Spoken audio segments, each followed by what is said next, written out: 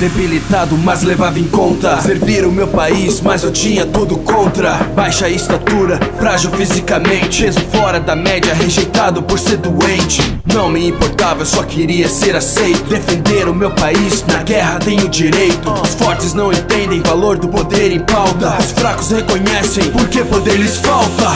No regimento eu já era determinado.